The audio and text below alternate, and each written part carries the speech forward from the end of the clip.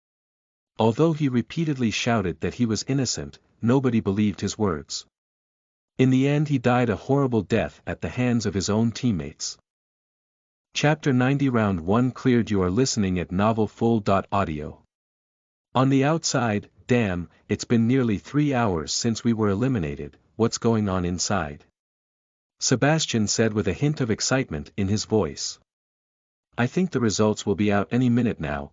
Please Raven, hold on for just a bit longer. Anna prayed desperately. Only Asiva remained calm. She hated the fact that she had to rest all her hopes on Max's shoulders while waiting outside like a wastrel. However, that was her only option now. Although she had no idea as to what was going on inside, she would not blame Max even if he did not manage to come through. The rise and fall of the group was not his sole responsibility. It was shared by everyone. Everyone had great ambitions regarding the tournament and nobody wanted to be eliminated early. However, in the end only a 1,000 groups were to survive round 1. Varsity notification. The total surviving teams have been reduced to 1,000. Congratulations to all surviving teams to advance to round 2. A varsity notification sounded and the team jumped in joy upon seeing that Max had still not been teleported outside, which meant that he had probably weathered the storm and somehow led the team to qualification. Varsity notification. Congratulations for surviving round 1. Round 2 will start in 72 hours, details are posted on the forums. Finally they also got confirmation from varsity that their team had made it to round 2, and their joy doubled. Anna hugged Asiva in joy and Asiva could feel the moistness over her shoulder as she realized how much this meant to Anna. Sebastian grinned from ear to ear as he waited patiently for Max to be teleported outside. A minute later, a bleeding and wounded Max stumbled weakly on the outside as Anna rushed to give him support. My man. Sebastian shouted in joy as he gave a double thumbs up with a big smile. Although his expressions were covered behind the mask, Max smiled too and gave Sebastian a thumbs up. This man is a son of a gun. All hail Raven, the undefeatable hound. Sebastian said as he pretended to take a bow. Both Anna and Sebastian did not notice the extent of Max's injuries and did not understand what he had went through to get this victory. Only Asiva studied him carefully and noticed his nails bleeding profusely as she understood how brutally he had been tortured. Gently hugging Max, Asiva said in a low voice, "Thank you." It was a heartwarming moment for Max, as although he would never show his sufferings to others, the soft embrace of Asiva told him that she understood his pain and appreciated his efforts. Max hugged her back gently and placed his weight over her body. At this moment, all the pain from the last 3 hours of torture vanished for Max as it seemed to melt away into a distant memory in Asiva's embrace. Cough cough. Anna and Sebastian coughed, feeling awkward and left out, but Max only raised his right hand in the air, as if inviting them into a group huddle. Anna joined in cheerfully as she snuggled between Asiva and Max, whereas Sebastian joined awkwardly from the other side. Being a man, he was not comfortable in such things. The group of 4 huddled and shared a warm moment of joy, as Max said in a rare emotional voice, "Let's go team, on to round 2.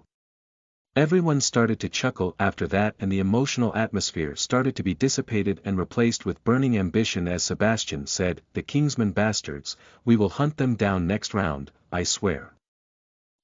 Thank God the principal awarded you 1,000,000 points, Raven, without you we would be deader than dead. Anna chimed in, "I will return the torture they have given you 1,000-fold, I promise," Asiva said, her voice cold and emotionless, giving the other 3 goosebumps. Let's focus on round 2 now. What's done in round 1 is done, but we must beware of team up strategies and other unfair means in the future.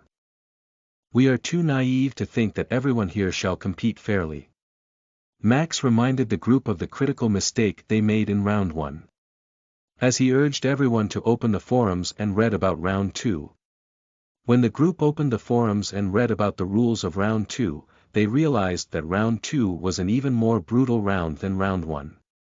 Because in this round the elimination rate was absolutely crazy. In this round only groups of 4 could participate, and out of the 4,032 participants only 64 were going to go through to the next round. In the previous round 1 could participate in groups of 3.5 and there were a total of 10,000 participants. In the end the top 1,000 groups qualified with a total of 4,032 participants. The elimination rate was nearly 60%, but it was still acceptable. However, this time around only 64 of the remaining 40,032 were going to advance, putting the elimination rate at a whopping 98.4%. This meant that out of the 1,008 participating teams only 16 were going to advance. The group was silent after reading this piece of grim news. However, after reading the details of the round they realized that it was not as bad as it sounded. The second round was inside a labyrinth-type dungeon, where every team needed to navigate to the center of the dungeon and place their hands on the return keystone to be teleported outside. The keystone would only activate if all 4 team members clutched it. If a single member died in the labyrinth, the entire team would be teleported back to the starting point and would need to start all over again. There were 1,008 entry points into the dungeon assigned to the 1,008 teams, and were all placed equidistant from the center. The first 16 teams to reach the center and clutch the keystone qualified, while the rest would be eliminated.